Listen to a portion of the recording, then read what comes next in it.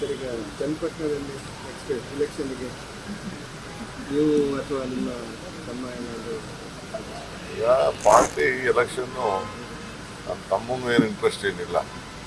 ಏನಪ್ಪ ಅಂದರೆ ಇಂಟ್ರೆಸ್ಟ್ ಇಲ್ಲ ಅಂದರೆ ಜನ ನಮಗೆ ರೆಸ್ಟ್ ಕೊಡೋಕೆ ಕೇಳಿದ್ದಾರೆ, ರೆಸ್ಟ್ ತೊಗೊಳಕ್ಕೆ ಕೇಳಿದ್ದಾರೆ ಇವ್ರಿಗೆ, ಸುರೇಶ್ಗೆ. ಸೊ ನಾನೇ ಅದು ನಿಂತ್ಕೊಳ್ಳೋಕ್ಕೇನು ಅಂದರೆ ಪಾರ್ಟಿ ಕೆಲಸ ಮಾಡಬೇಕು ಅನ್ನೋದು ಆಸೆ ಇದೆ. ಯಾಕೆಂದರೆ ಪಾಪ ನಮಗೆ 80,000 75,000 ಜನ ಓಟ್ ಕೊಟ್ಟಿದ್ದಾರೆ, ಅವ್ರು ಉಳಿಸ್ಬೇಕು. ಜೊತೆಗೆ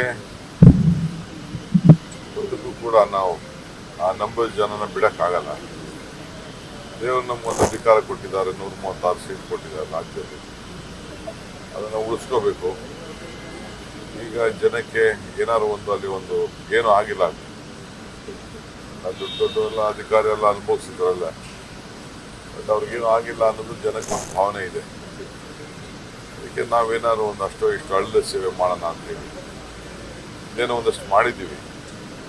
ಹಿಂದೆ ನಮ್ಮ ಮಂತ್ರಿ ಆಗಿದ್ದಾಗೆಲ್ಲ ನಾವು ಮಾಡಿದ್ದೀವಿ, ಒಂದು ಭಾಗ ಕೂಡ ನಂಗೆ ಸೇರಿತ್ತು. ರೈಟ್ ಟೈಮ್ ಸಣ್ಣ ಪಣ್ಣ ಸಹಾಯ ಮಾಡೋಣ ಬಡವರಿಗೆ.